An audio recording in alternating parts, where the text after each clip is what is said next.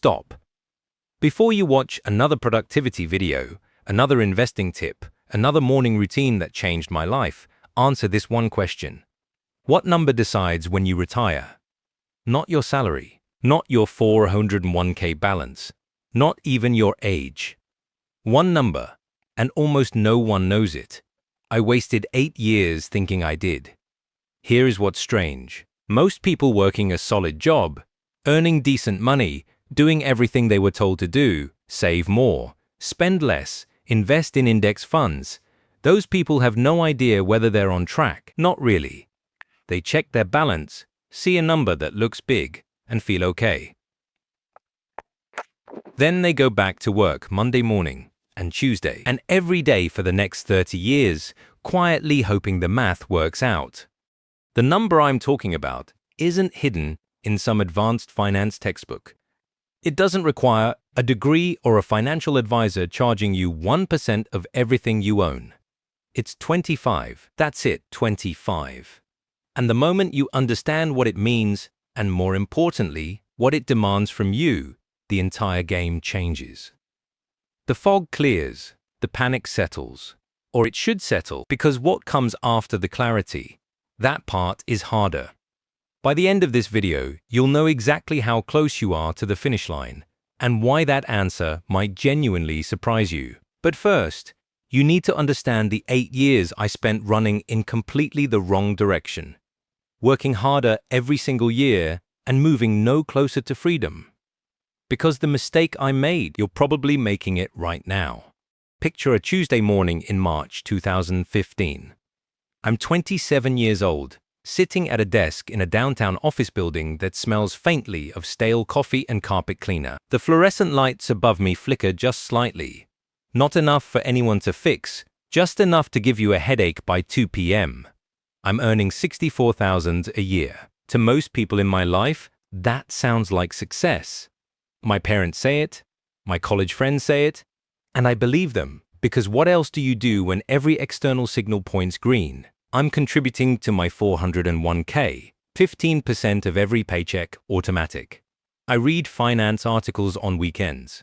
I know what an expense ratio is. I own 4 ETFs and feel proud of that. Every year I get a small raise. I save more. By 2018, I'm earning $79,000. By 2020, I'm at $91,000.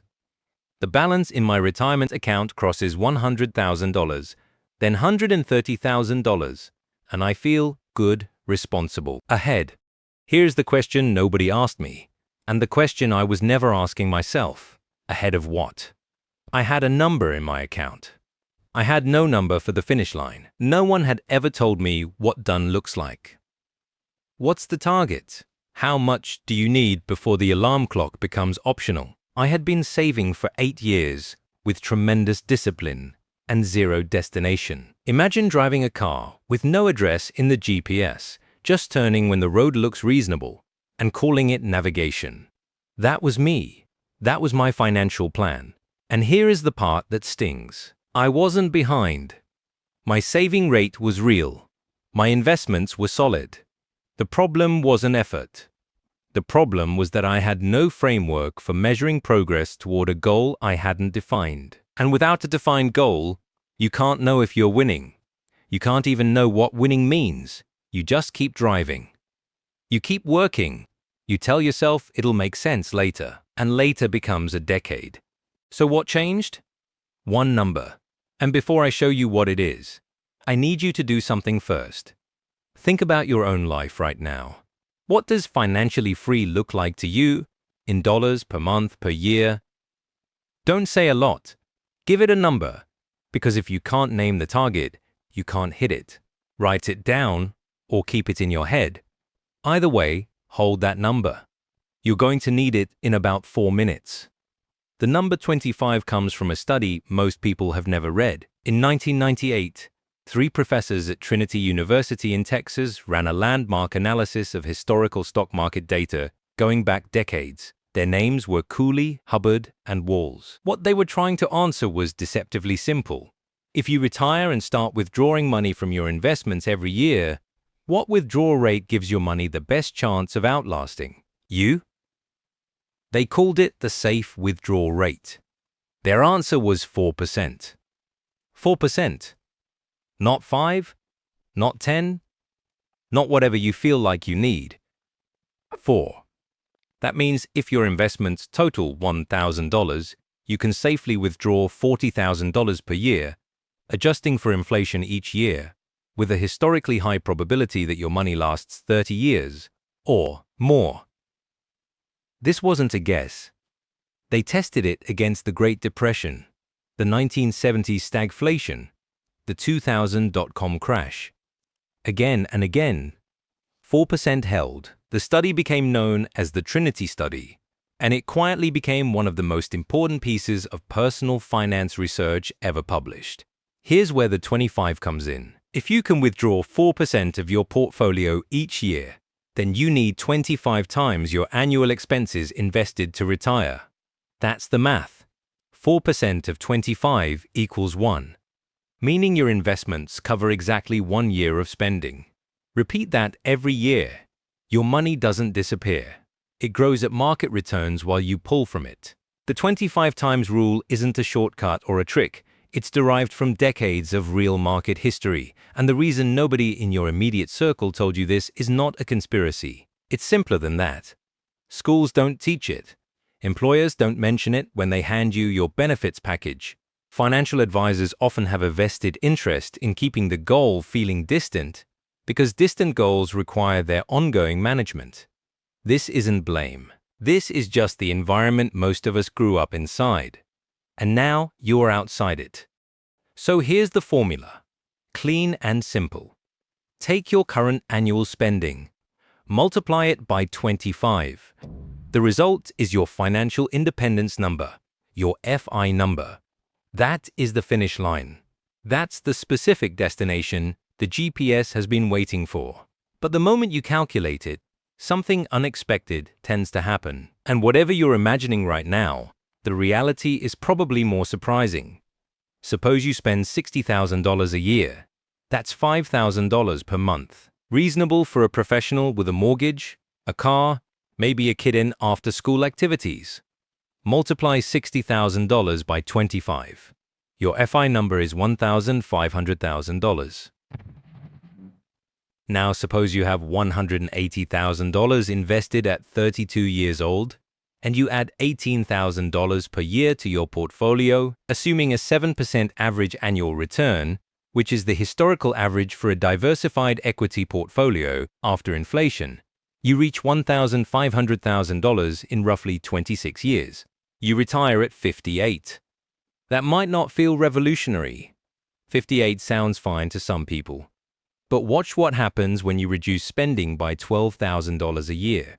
Maybe you drop from $60,000 to $48,000 in annual expenses. Your new FI number drops to $1,200,000. You hit that same balance not at 58, but at 53. Spend $12,000 less per year and retire 5 years earlier. That's not a small difference. That's 5 extra years of your life, 5 years of Tuesday mornings that belong to you. Now push further. Drop annual spending to $36,000. Maybe that sounds extreme, but $36,000 a year is $3,000 a month, and with no commuting costs, no work wardrobe, no expensive lunches, no childcare once kids are older, many people find that number surprisingly reachable. Now your FI number is $900,000. You hit it at 48. You retire at 48 years old. Same income, same investment return. The only variable that changed was the number you chose to spend each year. That single variable moved your retirement date by 10 years. This is why the 25 times rule changes everything. It transforms retirement planning from a vague, anxiety-producing fog into a precise engineering problem with a known solution. You have 2 levers. Income, how much you earn and invest, and expenses, how much you need your portfolio to replace. The savings rate matters more than the income. A person earning $120,000 and spending $100,000, saving $20,000 a year, is on a slower path than a person earning $75,000 and spending $40,000, saving $35,000 a year. The lower earner retires years earlier. Not because they earned more, because they needed less. The finish line was closer, and they ran toward it deliberately, not hopefully. You've been watching the wrong variable. Most people have. You're now past the halfway point of this video, and you have the formula. 25 times your annual expenses. That's the number. Some of you just did the math in your head, and you felt something shift. Maybe relief, maybe something heavier. Either way, something has cracked open. But here is what I haven't told you yet. The 25 times rule has a hidden variable that most people who discover this framework ignore completely. It can cut years off your timeline or quietly add them back without you realizing. If you leave before you hear it, you'll have half the map. And half a map gets people lost in the most dangerous way, confidently. The hidden variable is your expense baseline, and specifically, the way lifestyle inflation erodes the math without ever feeling like an emergency. Between 2015 and 2022, my income grew by 41%, but my spending grew by 38% in the same period. Better car, larger apartment, nicer vacations, small subscriptions that each cost less than a coffee. My savings rate barely moved, and because each individual upgrade felt reasonable, even modest, I never registered the compound damage. This is called lifestyle inflation, and it's not a character flaw. It's a psychological mechanism called hedonic adaptation. You adapt to every new comfort level within weeks. The new apartment stops feeling special. The upgraded car becomes just the car. The extra streaming service becomes background noise.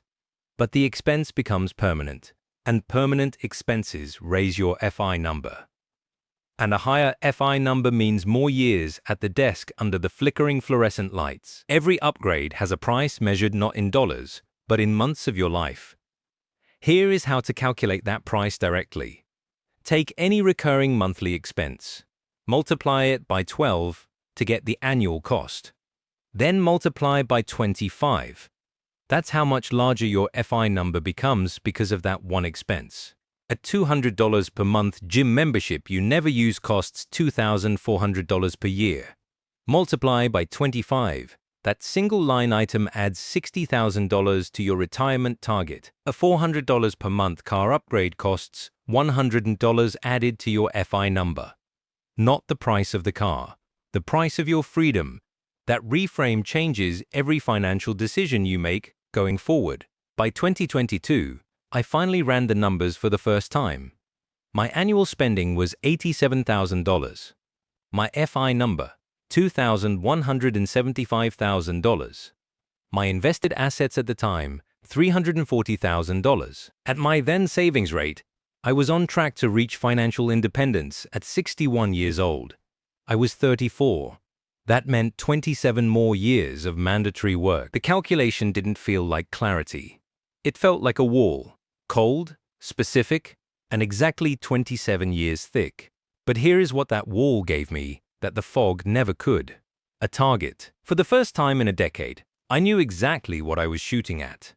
And when you know your target, precisely, numerically, without ambiguity, you can aim. I could see that dropping my annual spending from $87,000 to $65,000 would cut my FI number from $2,175,000 to $1,625,000.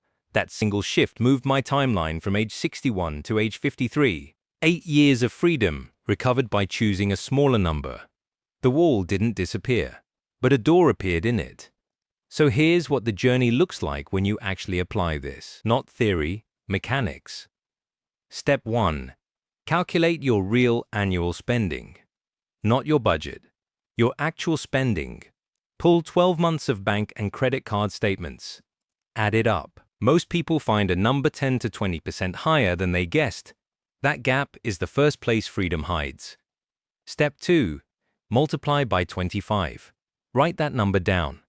Date it. That's your FI number as of today. Step 3. Calculate your savings rate.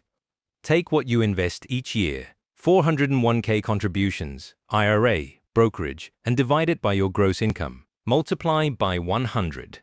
A 10% savings rate at 30 gets you to FI in roughly 37 years. A 20% rate, around 29 years. 30%, 23 years. 40%, 18 years. 50%, 14 years. The math accelerates dramatically as your savings rate climbs because you're cutting years off both ends. You need less money to retire and you're accumulating it faster. Step 4. And this is where the real leverage lives. Audit every recurring expense through the FI lens. Not is this worth X per month, but is this worth 300 times X toward my retirement target? When you frame a $150 monthly subscription as $45,000 added to your FI number, the decision changes completely. You're no longer choosing between keeping or canceling a service. You're choosing between convenience and months of your life. Some things will clearly be worth it. Others will surprise you. Here is what happened to me between 2022 and today. I cut my annual spending from $87,000 to $61,000. Not through suffering, through specificity. I eliminated expenses that had stopped delivering value but kept running on inertia. I downsized one car. I renegotiated insurance. I stopped paying for 4 gyms I used one of. The lifestyle barely changed. The FI number dropped by $650,000. The timeline moved from age 61 to age 51. 17 years became 7 years. Not decades. 7 years from a specific decision made on a specific Tuesday night with a spreadsheet and a number that finally meant something. And the thing that strikes me hardest, looking back across those first 8 years, it wasn't the wasted money that hurt most. It was the wasted certainty. All those years spent feeling vaguely uneasy about money, never quite knowing if I was doing enough, never having a finish line to run toward. The 25 times rule didn't just give me a number. It gave me an answer to a question I'd been carrying for nearly a decade without realizing it had one. So here's what you now know that most people working beside you do not. Your retirement date isn't decided by age. It isn't decided by your salary. It's decided by one calculation. Your annual expenses multiplied by 25. That number is your finish line. Everything before it is the race. Open your bank account. Find your actual spending from the last 12 months. Multiply by 25. Write that number down. Then check your current invested assets. The gap between those two numbers, divided by what you invest each year, tells you roughly, honestly, clearly where you stand. The answer might surprise you. It might even shake you, but you will know. And knowing is the only place the right decision can begin. If this gave you something real today, share it with someone who's still running without a destination. Subscribe, because the next video goes deeper into savings rate optimization and the exact sequence that cuts timelines fastest. And if you want to run the full FI calculation with your own numbers, the tool is linked below. Use it. Your finish line is waiting. Now you know where it is.